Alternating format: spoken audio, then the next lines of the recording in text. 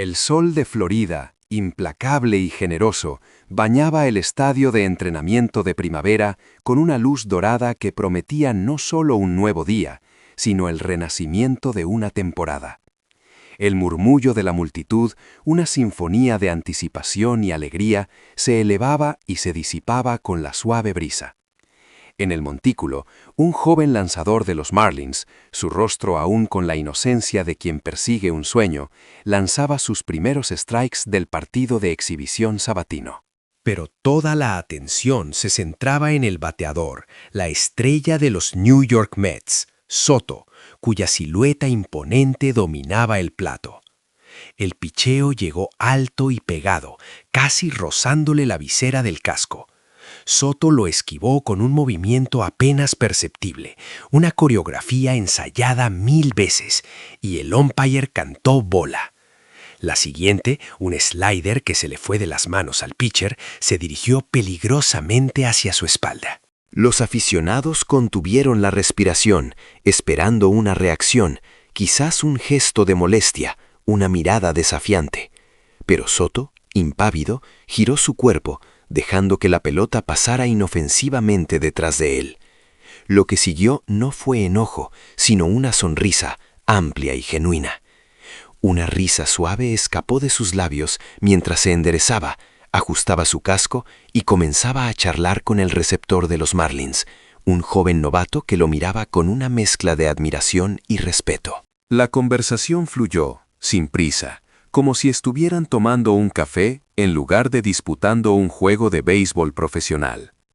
Su semblante denotaba una paz que era palpable, una calma que parecía irradiar desde su interior, contagiando a quienes lo rodeaban. Pero esa sensación de arraigo y serenidad, ese aura de completa comodidad bajo el sol de primavera, era un contraste tan marcado con el Soto de hace apenas un año, que el recuerdo de aquel tiempo se cernía como una sombra fantasmal en el perímetro de su conciencia. Era un espectro, no amenazante, pero sí un recordatorio constante de la vorágine que había sido su vida en el inicio de la temporada anterior.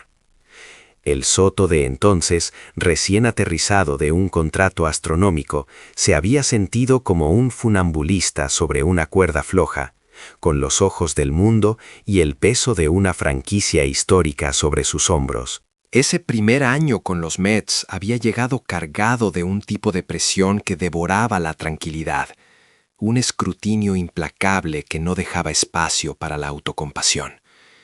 Era una armadura nueva, un uniforme que pesaba más de lo que la tela sugería, y la expectativa de ser el salvador, la pieza que faltaba en un rompecabezas de millones de dólares, había sido un fardo pesado de llevar.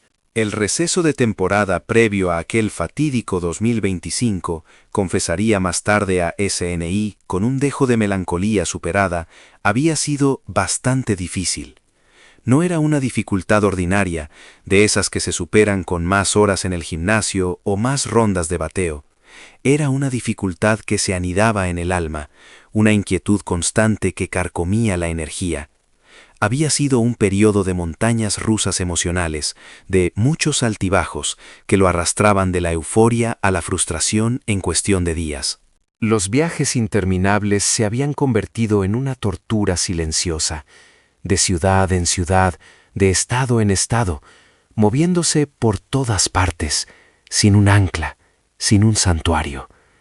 El teléfono no dejaba de sonar, una sinfonía incesante de llamadas de agentes, patrocinadores, directivos, prensa, amigos y familiares, cada una exigiendo una parte de él, cada una agregando una capa más de estrés a su ya saturada existencia. Las interrupciones en su entrenamiento eran constantes, deteniendo el entrenamiento a mitad de camino para atender un compromiso o una emergencia. Era como intentar correr una maratón mientras te atan los cordones una y otra vez. Esos no fueron mis mejores entrenamientos, admitiría con una honestidad brutal, consciente de que la dispersión de su atención había mermado su preparación física y mental. El cuerpo no solo se resentía de la falta de continuidad, sino que la mente, bombardeada por la información y las expectativas, se negaba a encontrar el ritmo que lo caracterizaba.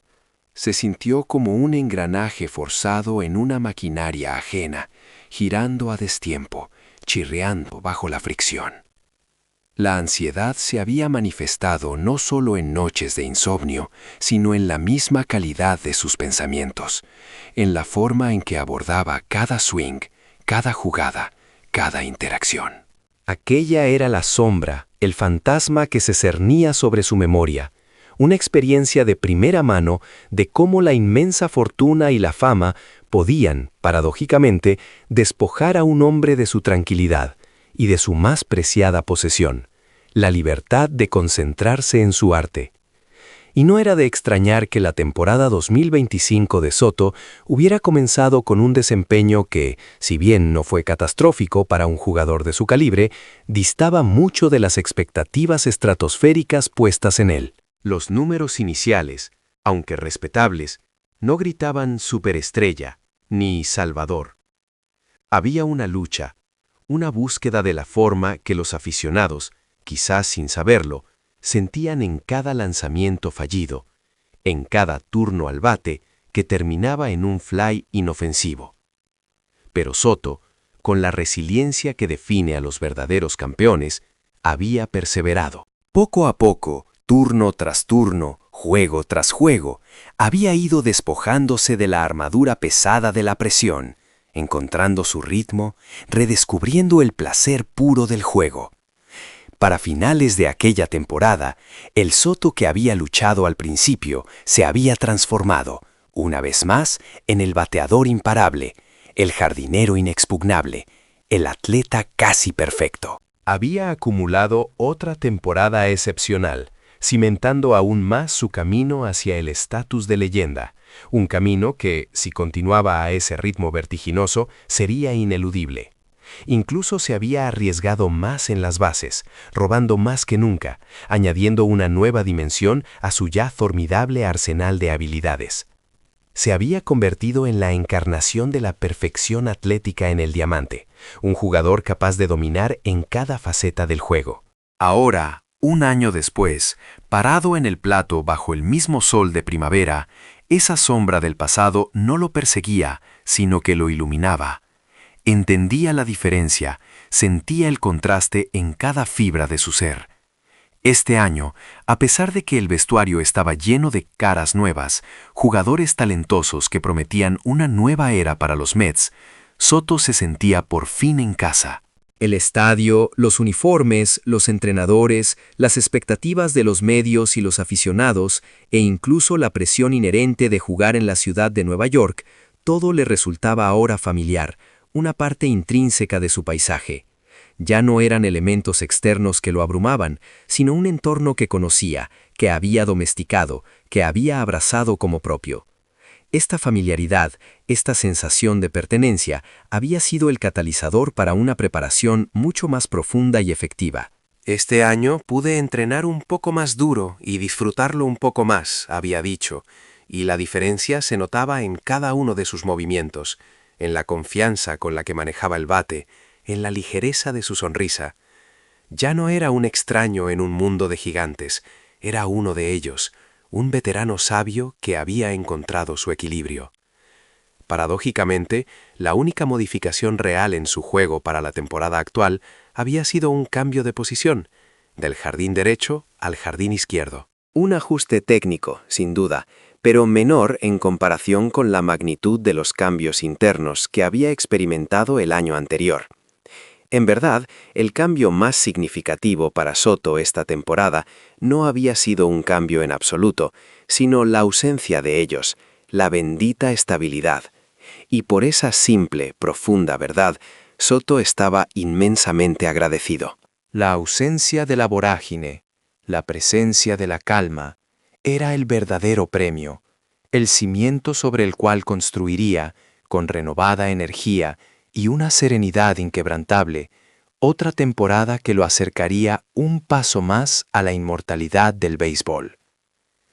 Su sonrisa en el plato, ante los lanzamientos descontrolados, no era solo una muestra de buen humor, sino el reflejo de un hombre en paz, un guerrero que había sobrevivido a sus demonios y había emergido más fuerte, más sabio, más él mismo. Aquella risa, aquella paz que irradiaba Juan Soto en el plato, no era un mero capricho del destino, ni la simple euforia del momento, sino el reflejo de un viaje, una odisea personal que había transformado al talentoso bateador en un verdadero guerrero. No era un año cualquiera. El Soto de hoy distaba mucho del que pisó estos campos la primavera anterior. Aquella, la de 2024, fue una temporada baja marcada por la vorágine de un contrato gigantesco, el primero de esa magnitud en su carrera con los Mets. Aquello trajo consigo una carga de expectativas y presiones que pesaban como una losa invisible.